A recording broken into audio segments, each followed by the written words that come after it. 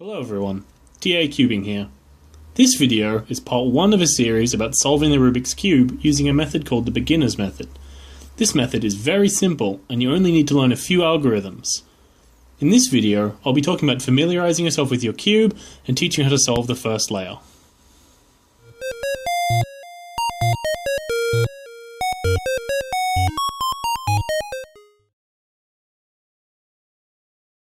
Alright, let's get started.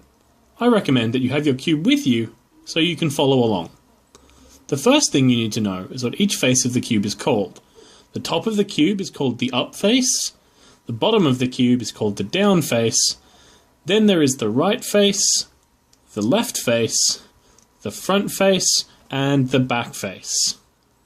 It is important to note that if you turn the cube like this, that then this face is now the up face, this face is the down face, and so on.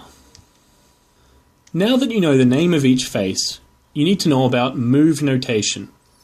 Notation is a way to write down a sequence of moves so that it can be understood easily.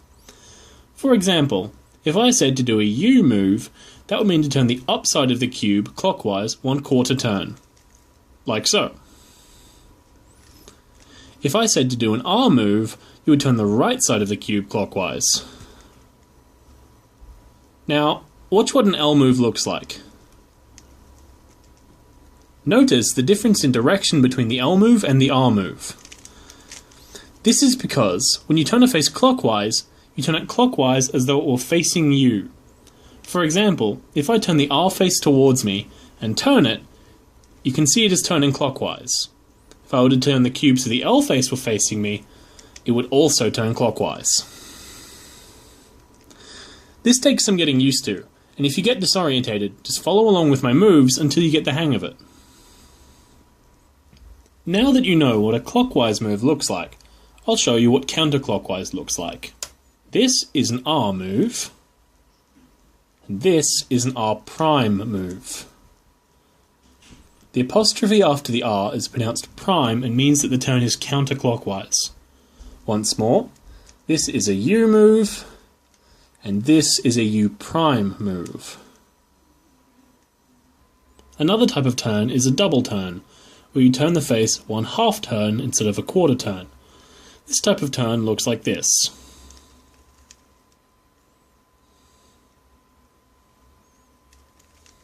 Lastly, there are 3 types of pieces in the cube that you need to be concerned with: centers, corners, and edges. The center on any face shows you what color that face is meant to be. Then there are edges, pieces with 2 colors, and lastly, corners, pieces with 3 colors. If you would like to see a complete list of move notation, click this link or the one in the description.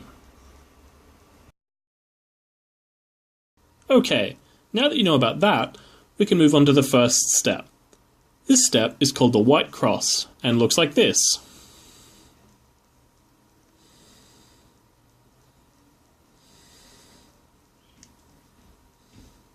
The white cross is made up of the white centerpiece and the 4 edge pieces that have a white side. It is important that each edge piece is lined up with the matching centerpieces. For example, this red and white edge piece needs to go here between the white and red centers.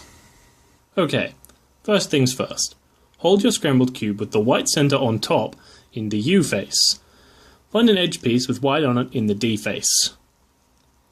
Like this one. Turn the D face until the edge piece is directly under the correct center.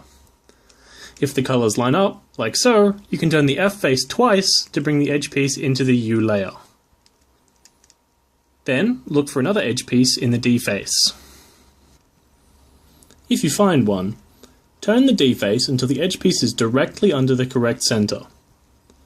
If the colors don't line up, that means the piece is incorrectly orientated. To fix this, make sure the white center is on top of the cube, and the edge piece is directly below the correct center. Then do the following moves: F prime, U prime, R, U. Keep looking for more edge pieces in the D face and putting them into place above their centers. If an edge piece is stuck in the middle layer, hold the cube so the white center is on top and the stuck pieces to the front on the right. Then do the following moves to get it into the bottom layer. R', D', R. Then, line that piece up with the correct center as normal, and then continue placing edges until you have all four solved in the correct position. If you notice that a piece is in the wrong place, or in the right place and incorrectly orientated, turn it down to the bottom layer by doing F2, line it up with the correct center, and place it again normally.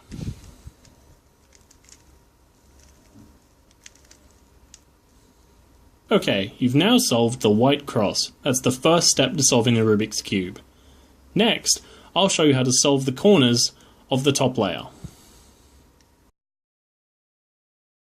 Alright, the next step is solving the corners of the first layer. To do that, hold the cube with the white center on top and find a corner in the bottom layer with white. Like this one. Just like edges, you can tell where each corner needs to go by its colors. This edge has red, green, and white, so it needs to go between the red, green, and white centers, just here. Again, like the edges, place the corner directly under where it needs to go.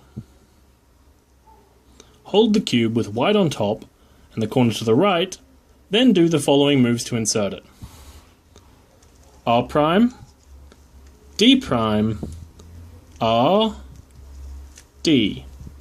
Depending on how the corner is orientated, you may need to do this once, 3 times, or 5 times to get it correctly orientated.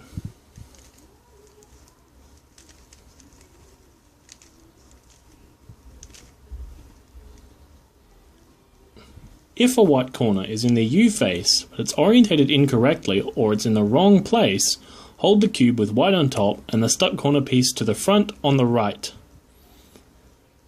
Then, turn the D face until there is a corner with yellow directly beneath the corner that's stuck, and then do the following moves once. R', D', R, and D. This inserts a yellow corner in that spot and pushes the white corner out, freeing it.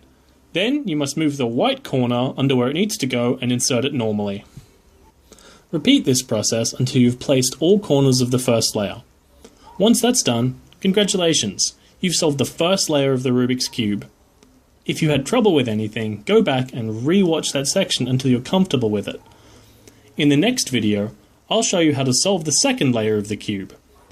If you're not sure about something, or you're still having trouble, leave a comment below or find me on Facebook. If this video has helped you, please like and subscribe. It really helps me out.